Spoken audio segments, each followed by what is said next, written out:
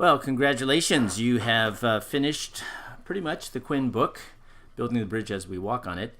And just a quick review of what we've gone over the last 8 weeks are the 8 crucial concepts to be in that fundamental state of leadership. Starting with authentic engagement, and then reflective action, grounded vision, appreciative inquiry, adaptive confidence, detached interdependence, responsible freedom, and finally, tough love. Hopefully, going through the little exercises at the end of each of these chapters has given you a better idea of where you stand on each of these crucial concepts, and also helped you devise a little bit of a plan to improve in each one of these conceptual areas. When we develop a better self, we create a better world. There's no getting around it. We can hope and dream and pray for a better world, but if we aren't in the process of becoming a better person, a better self, a better Christian, all the hoping, wishing, praying for a better world is really not going to happen. Engage the process of deep change, therefore, in yourself, and in doing so, you'll be inviting others to join you.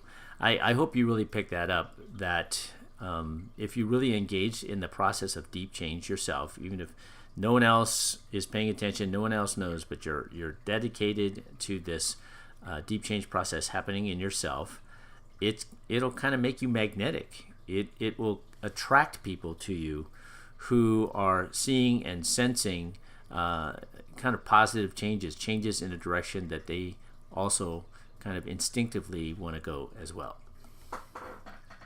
So in the end, we must make the choice to change. If we learn nothing, you can put an organization, you can put a people in a set of circumstances and conditions, but you can't change their attitude towards those conditions. So if they choose not to adapt, if they choose not to respond, you can't make them. So same thing happens for those of us as leaders. We must make the clear choice to change. That's that whole kind of decisive moment that we can't backtrack on once we make it. Leo Tolstoy wrote, "Everyone thinks of changing the world, but no one thinks of changing him or herself." And again, that's what we're talking about here. We're just wasting breath. We're wasting people's times. We're just kind of spewing empty words if we aren't fundamentally open to going on that journey of deep change ourselves. I really like this quote as Quinn talks about the stages of self-change. We normally think of leadership as action in which a person is taking initiative and directing others. If this person is not doing this, he or she is not leading. However, that self-change involves stages that precede action, and that 80% of the time, people are not in the action stage. Entering the fundamental state of leadership also involves stages that precede action. Paying attention to this fact may greatly assist as we strive to enter the fundamental state of leadership and to help others do the same. So graphically, if you look at the bottom of this slide, there are a total of 6 stages in developing into leaders and developing others into leaders, but only the 4th stage, the 1 out of 6, is actually where you take action. So prior to taking action, there are 3 prior stages, and then there are 3 subsequent stages after taking action. We're going to look at these a little bit more in depth in just a moment.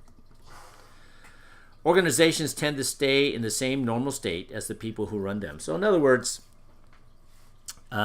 your ministry, your organization is limited in its own growth and development by the degree to which you have limited your own growth and development. The organization cannot get ahead of your own growth and development. So that's kind of sobering, right? But it's a sad fact. Organizations don't change significantly unless someone inside changes significantly. So, here again, insanity is doing the same thing over and over again, expecting a different result. To kind of modify that, to paraphrase this, insanity is being the same person over and over again, and yet expecting a different result. There again is no way of getting around it. Leaders have to go first. Leaders have to change in the ways that they hope to see everybody else change and the organization change. Self-change is the key to organizational change. The real issues are not the problems in the systems and processes. So even though last week we ended talking about some of the structural, board, and staff-related sort of systemic issues, that's still, as necessary and important and critical as those things are, they are still not as deep as the need for individuals, starting with the key leaders, to actually change him or herself. The real problem is human commitment and courage. When we enter the fundamental state of leadership and thereby invite others to join us, the systems and processes begin to change in a natural way. So it would be putting the cart before the horse to just keep focusing on trying to change the systems and the processes, when in fact we have to make a basic commitment and essentially demonstrate courage to go on a journey, even if at first, and maybe for a while, we're the only ones apparently going on this journey of deep change. So let's talk about the 6 stages of self-change. Stage 1 is one of those 3 stages before action. It's called pre-contemplation. We may have a problem, but we do not yet see it as a problem. Others may see the problem clearly, but we do not. In this stage, we have no intention of changing our behavior. So this is where resistance to change and certainly being in denial are quite normal. And of course, we can't change everyone, but if we create a critical mass, that will be enough to move the organization. So this is like any pre-change stage where, in the beginning, we're just not convinced we need to change. Why, if it ain't broke, don't fix it. We just don't see that it's broken. Stage 2, Quinn calls contemplation. Here's where we start to think about taking action, wanting to change how we feel about ourselves, and starting to open up to new information. So now there's kind of an inkling. There's just a hint of openness to change. We may know the end result we want to create. We may even know the path to take, but we're not yet ready to leave on the journey. So it's kind of like ready, aim, aim, aim, aim, aim, aim. You have gotten ready, you are taking aim, but you still haven't really pulled the trigger. In order for you to leave just dwelling on it, thinking about it, meditating about these changes, it has to move to the level of your emotions, of feeling. And this is where stage 3, preparation, really starts to take root.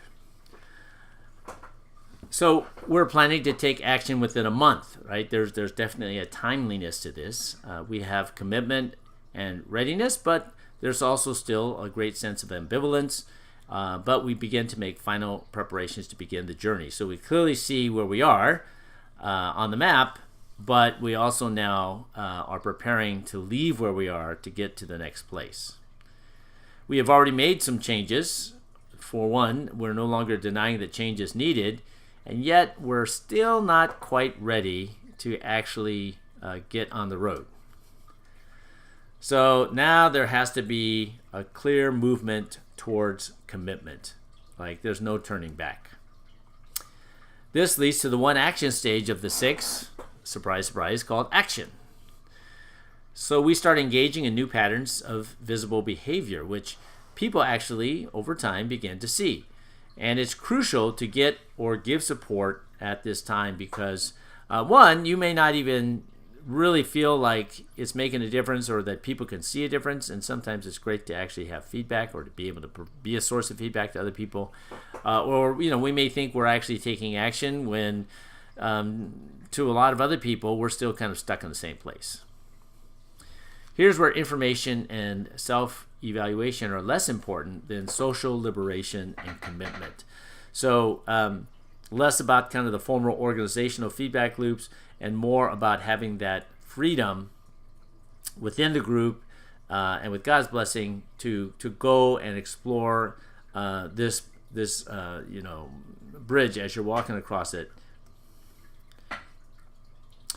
It's very helpful to plan to get and give rewards from other people and for ourselves. It doesn't have to be monetary. It doesn't have to be expensive. But there's a marker here to celebrate different milestones. It's also important that there was a countering, replacing the negative with positive behavior. So catch yourself, again, repeating the negative behaviors that have kind of kept you stuck, kept the church stuck for so long, and counter them with positive behaviors that you've already thought out ahead of time. Also, it's important to have environmental control, to stay away from triggering environments.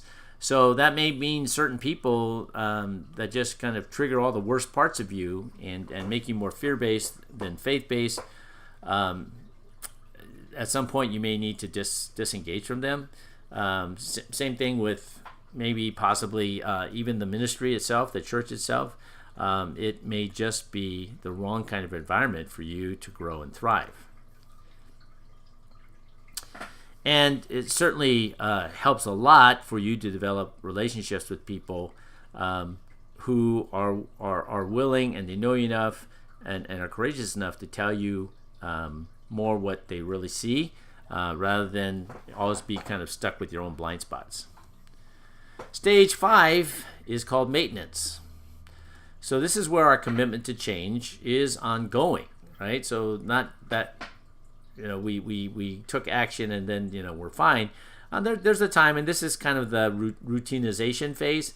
We're still committed to changing, but after finally taking action, we then have to enter the maintenance stage.